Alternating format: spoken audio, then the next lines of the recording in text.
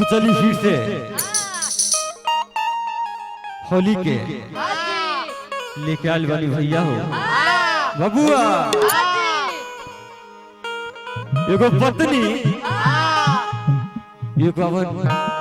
मरद से कैसे कहत बा हमारा दिल रे कहां बहरा कमाई गौना हो गई एक बहरा चल गई कमाई और कौना भाव में बोलता ये बबुआ हो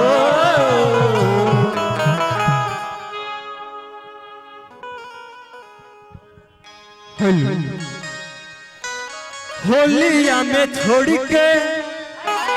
अरे गैला राजा बहरा अरे तड़पता खजनमा सुना राजा आजा घरवा देवरे रंग तक जो बनवा घरे आजा सुना ये सजनवा अब तू होलिया में छोड़ के गैला राजा बहरा होलिया में छोड़ के गैला राजा बहरा तड़पता खजनमा घरे आजा ये सजनवा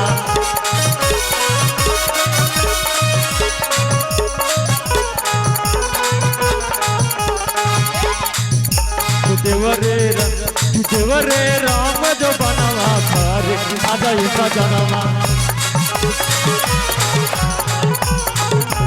देवरे रंग जो बनवा घरे आजा ये सजनवा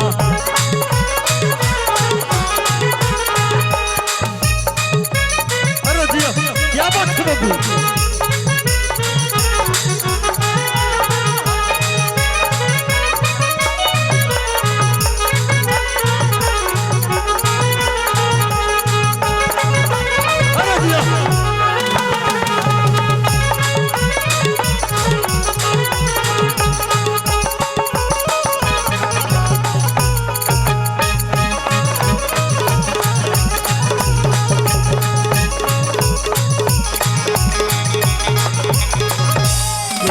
अभी कैसे कहता ये बाबू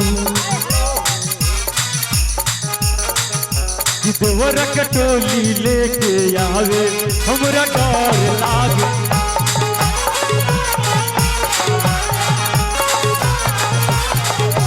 कि घर में घुस के हमरा लहंगा में रंग डाले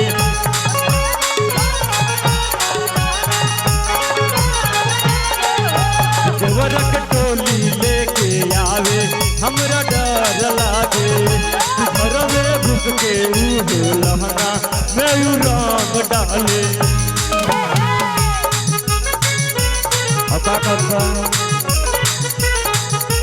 छोड़ के नौकरिया जल्दी भरी गाड़िया छोड़ के नौकरिया जल्दी भरी गाड़िया तड़पता सोनवा घरे आ जाए सजनवा देवरे रंगता जो बनवा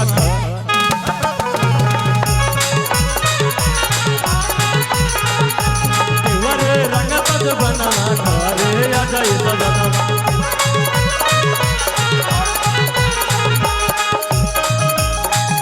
या बात है दिया संदल में दिया नैना लागे है सागर विंध्या लागे जान तू जहान हो तू जान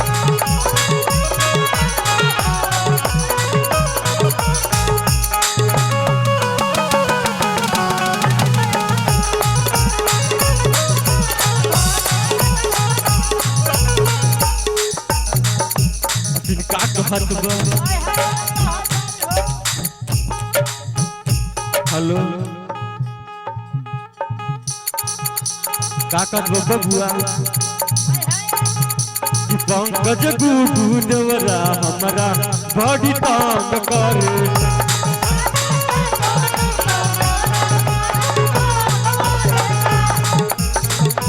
मोट पिचकारी में तो देवरा हक रंग फारे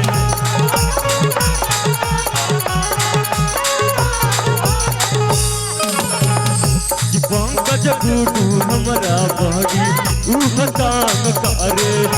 घर के मोट पिचकारी से दौरा रंग भरे दीपक जहरीला सुना मोर बतिया दीपक जहरीला सुना मोर बतिया आज घर सजनमा देवा रंग तज बनमा